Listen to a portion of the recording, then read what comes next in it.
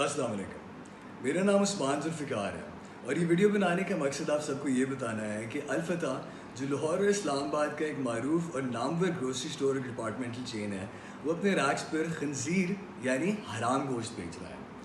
Recently जब उनके corona positive employees की हकीकत छुपाने की खबर मैंने सुनी, तो एक मुसलमान होने के नाते और एक इस्लामी शहरी होने के नाते मैंने अपना ये फ़र्ज़ समझा कि इनकी गैर ज़िम्मेदाराना और इस्लामी असूलों के मुनाफिक बेहिस प्रैक्टिसेस को बेनकाब करूँ।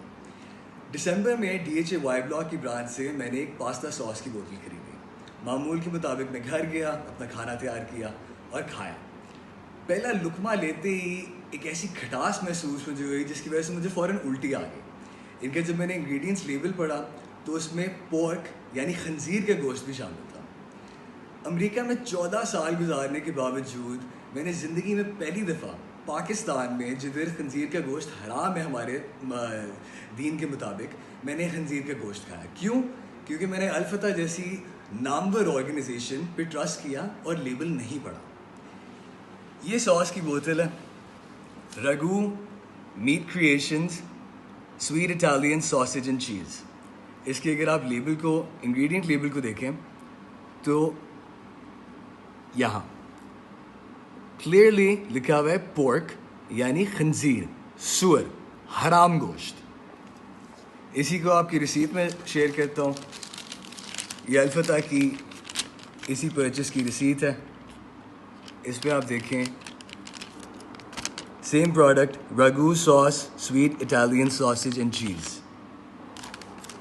इसके साथ में आपको, इसके बाद मैंने जाके ये सोचा कि अल-फतह जैसी ऑर्गेनाइजेशन ऐसा कैसे कर सकती है, इतनी लापरवाही तो आप एक्सपेक्ट नहीं कर सकते।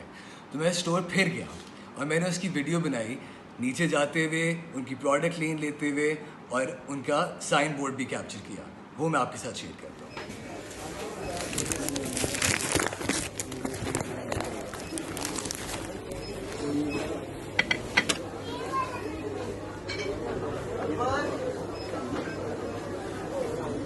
Can't really see it over here, but I have pictures to support that this is pork, Italian sausage in a non-halal section at Al-Fitah and Y Block.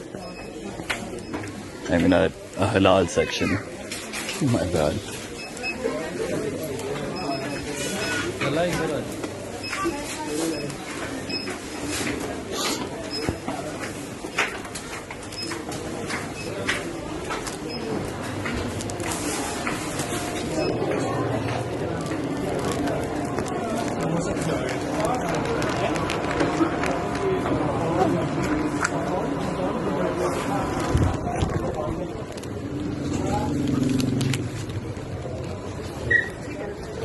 Just gonna go outside to show the signboard. ये Lahore Y Block DHA का अल-फतह, as you can see. Lahore की एक नहीं बल्कि गुलबर्ग से defence तक कई local और मेन ब्रांचेस में मौजूद था, जिसके केसेस अल्लाह जाने कितने लोग और मेरी तरह अनजाने में खंजीर हराम गोश्त खा चुके होंगे। एक मुसलमान होने के नाते मैंने अपनी रिस्पॉन्सिबिलिटी समझी कि इस पर एक इनिशिएटिव लिया जाए और मैंने अल-फतह को एक लीगल नोटिस भिजवाया। उस लीगल नोटिस की जवाब मुझे ये आया कि ये कस्टमर की रिस्पॉन्सिबिलिटी है कि ख़रीदो फ़रोख्त करने से पहले लेबल पढ़ें। अगर कस्टमर की रिस्पॉन्सिबिलिटी लेबल पढ़ना है तो इतने बड़े बड़े स्टोर्स खोल के क्या ये आपकी रिस्पॉन्सिबिलिटी नहीं है कि इस्लामिक रिपब्लिक ऑफ पाकिस्तान में जहाँ खंजीर का गोश्त हराम है आप अपने मासेस को ना बेचें? इस नोटिस के बाद मेरे घर आए इनके ऑपरेशंस हेडक्वार्टर्स के जवाद तैयब साहब, जो अपना कार्ड भी छोड़ के गए। इन्होंने मुझे मनाने की कोशिश की कि मैं अपना लीगल नोटिस वापस लूँ और मुझे साथ में ये भी धमकाया गया कि अगर ये प्रोसीडिंग्स आगे चली तो मेरे पे डेफेमेशन की प्रोसीडिंग्स हो सकती है, जो एक बहुत ही हैरान कुन बात है कि बजाय इस बात का एतराफ़ किया जाए, ना ही तो सिर्फ इनकार किया जा रहा है बल्कि इस बात का सारा ओनस मेरे पे डाला जा रहा है कि ये मेरी रिस्पॉन्सिबिलिटी है। मेरी आप सबसे गुजारिश है कि इस वीडियो को ज़्यादा से ज़्यादा शेयर करें ताकि अल-फतह जैसी बड़ी ऑर्गेनाइजेशंस आम आदमी के इस्लामी अखलाकों की और असूलों की धज्जियाँ उड़ाते जाएँ। ये एक छोटी बात नहीं है। अनजाने में लोग मेरी तरह और पता नहीं कितने और लोग हराम गोश्त खा चुके हैं जिनको पता भी नहीं होगा कि उन्होंने क्या खाया।